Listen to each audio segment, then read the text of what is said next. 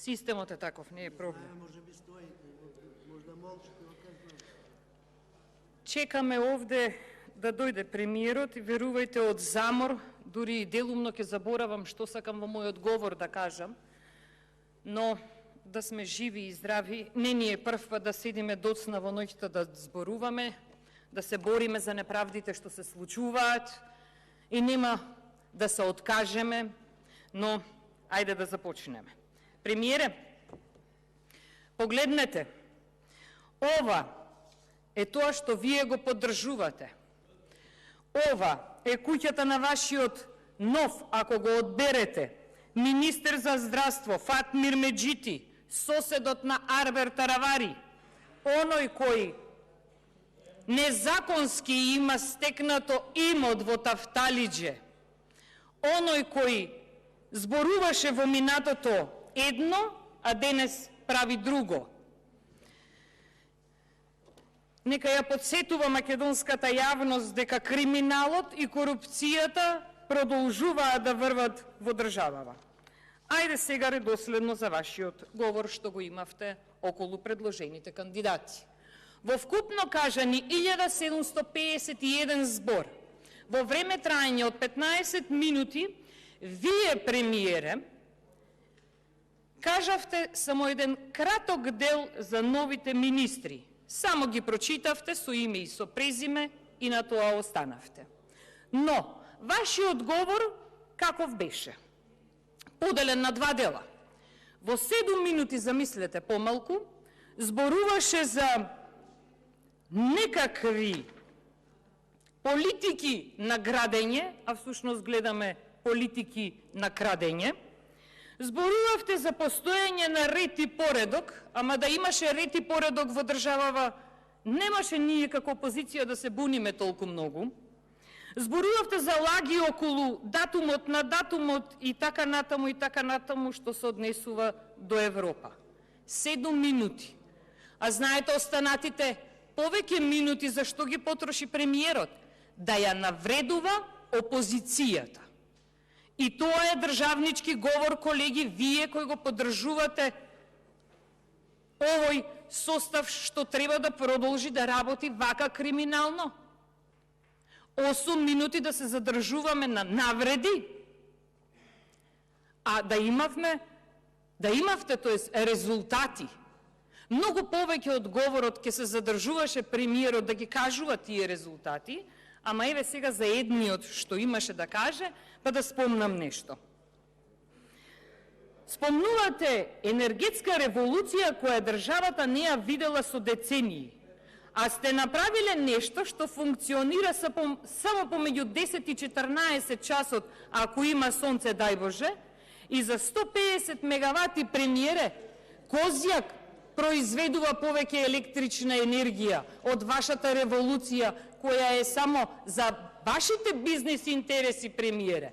Да не беше за вашите бизнес интереси, немаше вашата сопруга да отвара фирма, немаше Pixel Group да добива толку државна помош како што добива, немаше тие други ред фирми кои ги има на отворени финансии и кои јавноста може да види, да добиваат толкова голема финансиска поддршка.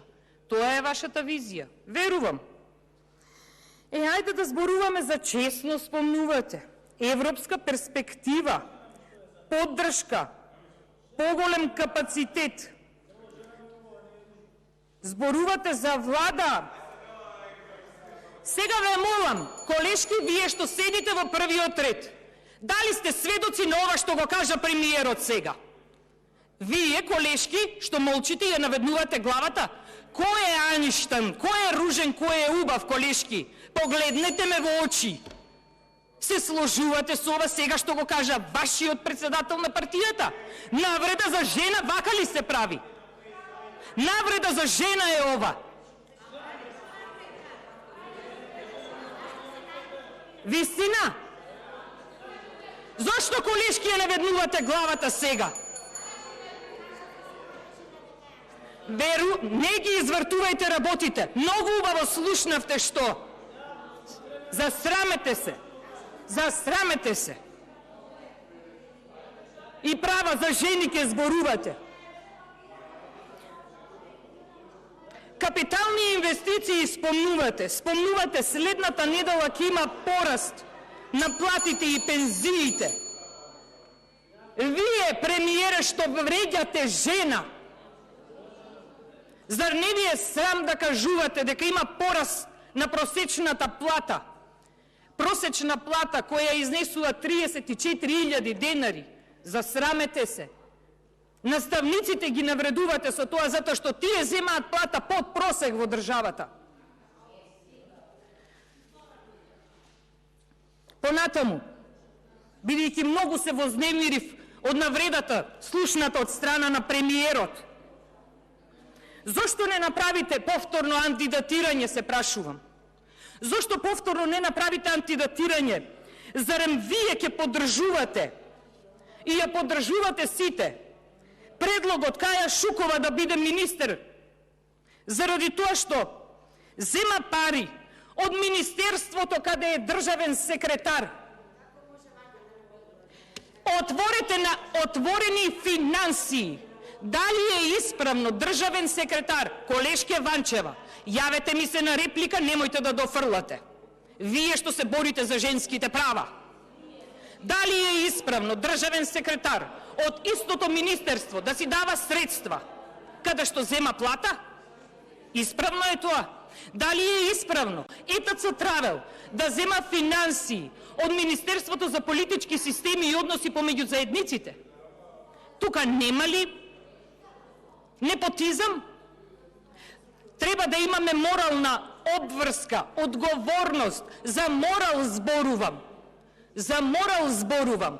Ама тоа е термин кој вие нит го знаете, нит го познавате. Нит е јасен за вас во вашиот речник и во вашиот ум. Се слуша за се во јавноста, ама не се слуша за недостатоците кои ги имаше во Фондот за здравство. Не се слуша за крахот од евроврзницата. Не се слуша за нелегално и нетранспарентно стекнатите имоти на Артан Груби. Не се слуша за непотизмот на функционерите. Ама затоа се сигурни, заради тоа што наместија соселанец на Али Ахмети да биде обвинител за криминалите да врват во оваа држава. Кого ќе обвинува? Вака со наведната глава? Вака со криминали кои треба да врват? Кој сноси одговорност за случајот со Фатмир Етеми, на кој Министерството за финансии му продаде имот за 7 евра за метар квадратен во центарот на градот? Ке ги наведнете главите пак, заради тоа што го има тој имот, тој купено. За 5000 евра се стекнал во луксузен дел на градот, во централното подрачје, имот, и одговорност за ова нема. И да се навратам и да ги спровоцирам колегите. Да ве прашам, кого го спасувате, колеги? Го спасувате Груби или народот?